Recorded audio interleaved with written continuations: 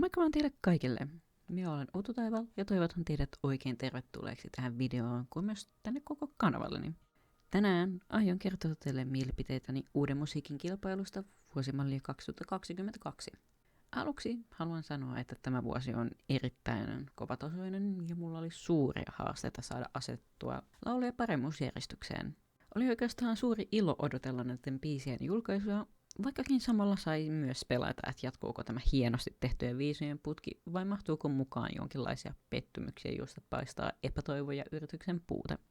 Aivan kuten viime vuonna tekemässäni Euroviisu-mielipidevideossa, myös tällä videolla esittelen laulut paremmuusjärjestyksestä heikoimmasta suorituksesta siihen mielestäni parhaimpaan viisuun, jonka pitäisi edustaa Suomea.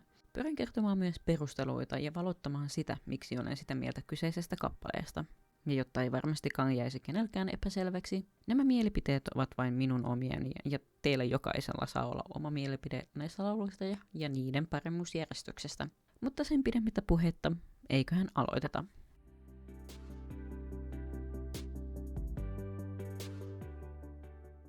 Tällä kertaa viimeiseksi eli 7. ja Young Heartedin Sun numero. Tässä biisissä on kyllä sellainen kivan metka alku ja mä rakastan tässä tätä laulajan ääntä ja sitä miten se sopii tähän biisiin. Ja tulkinta on myös herkkä ja kaunis ja tunne välittyy kuulijalle saakka. Myös hyvä on se, miten tämä biisi on jätetty sellaiseksi pelkistetymmäksi, eikä ole silleen turhaan lähdetty tekemään mitään temppuja ihan vain temppujen takia. Laulu rakentuu tosi hyvin tässä hiljalleen ja ylipäätään tämä biisi on kyllä taitavasti tehty.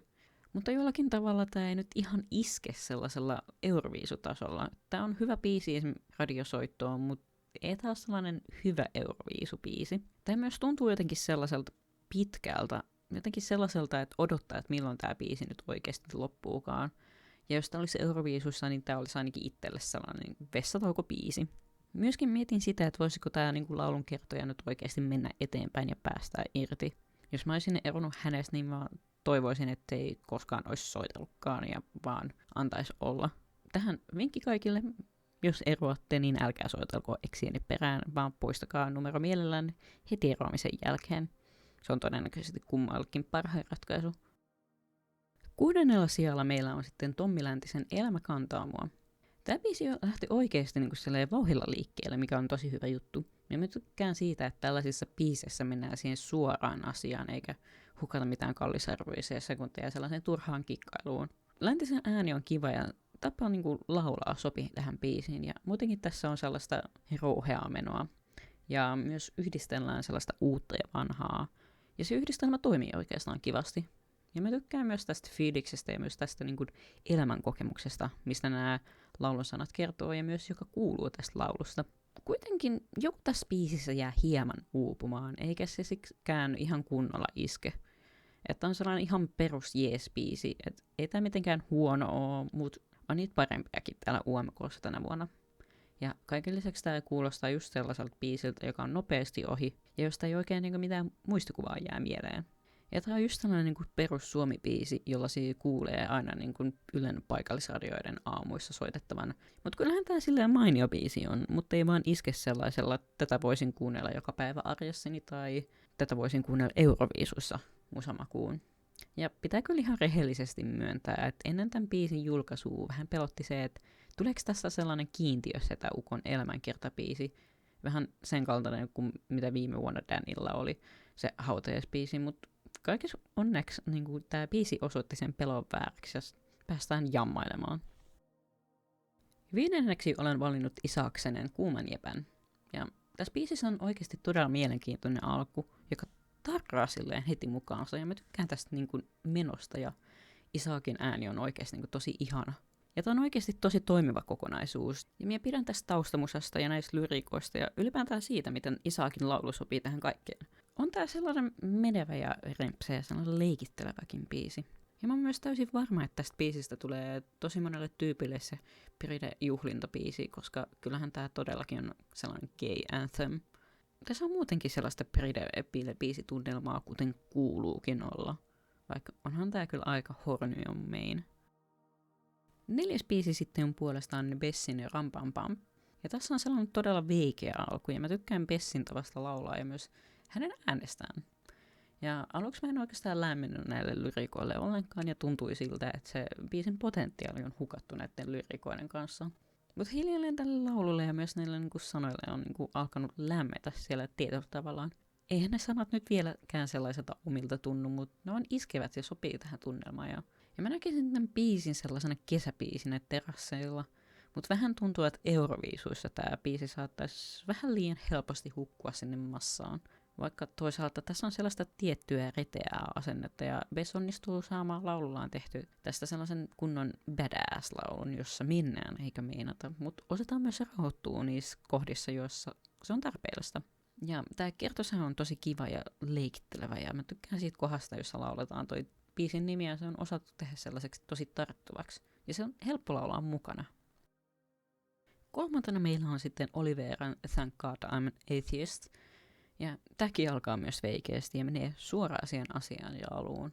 Ja Oliveralla on sellainen vänkääni, joka on sellainen kivan persoonallinen.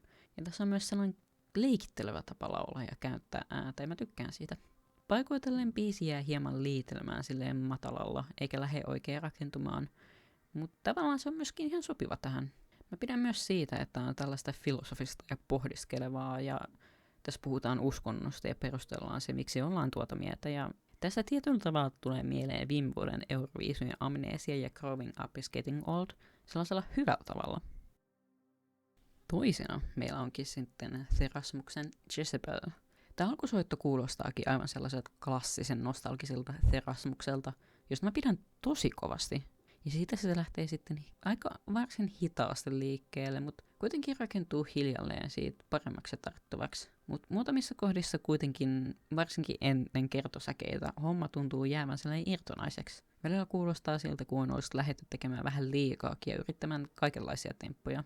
Mutta kyllä mä tykkään näistä biisin fiiliksistä, että tässä on sellaista voimaa ja karismaa. Ja se Rasmus tekee taas sen, minkä se hyvin osaa. Vaikka biisi tuntuukin paikoitellen kovin pitkältä, niin silti se onnistuu pitää otteessaan. Varsinkin useita kertoja kuunneltuna. Tämä vain hitaasti nappaa otteeseensa ja kyllä mä huomasin, miten tehokkaasti tämä alkaa soimaan päässä.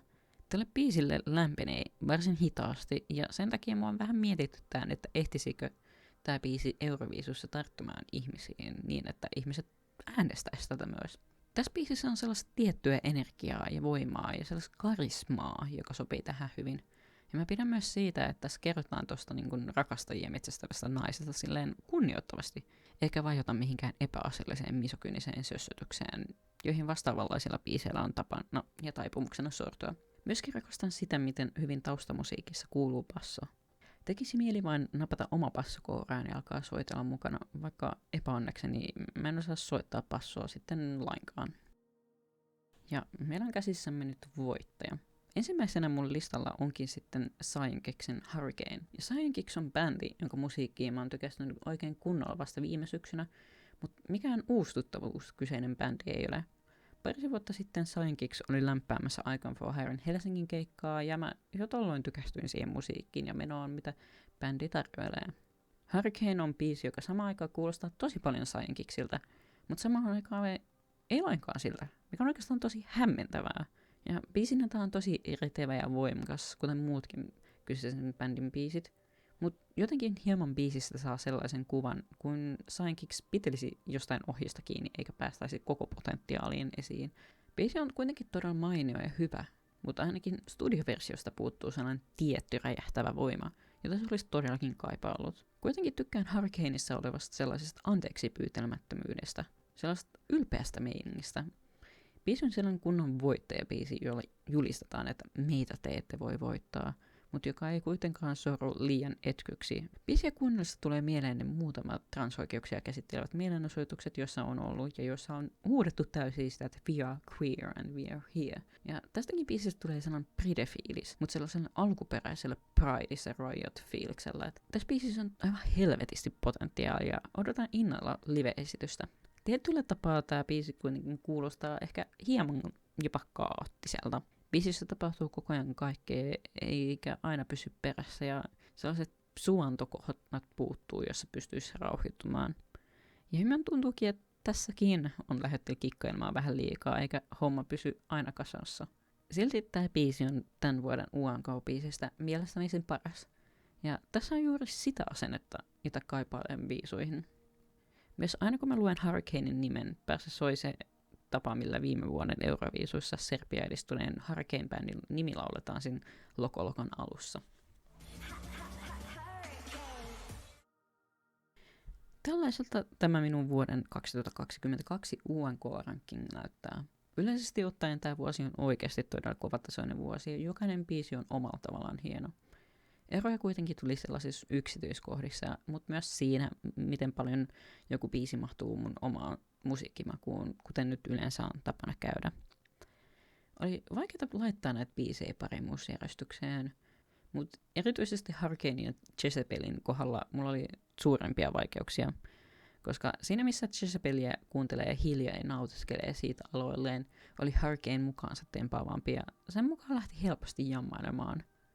Jezebel oli niinku silleen helpompi muistaa ja varsinkin sen kertosäin on tarttuvampi sanoilla ja on helpompi laulaa mukana, mutta Hurricanen fiilikset nyt oli kovemmat ja hurjimmat. Yleisestikin nyt on oikeasti sellaisen menevän musiikin vuosi, ja voin huomata, että Blind Channel and Måneskin ovat antaneet vaikutteita siihen, mitkä biisit on tähän finaaliin päässeet. Mutta kyllähän se tuppaa aina näin käymään, että menestyneestä biisistä otetaan mallia. Mutta sen pidemmittä puhetta, tässä oli tämän kertainen video, ja mä haluan kiittää siitä, että katsoit tämän videon, ja toivottavasti tykkäsit siitä. Nähkäämme sitten seuraavassa videossa, ja se olisi sitten hyvää yötä, hyvää huomenta, ja moikka moi!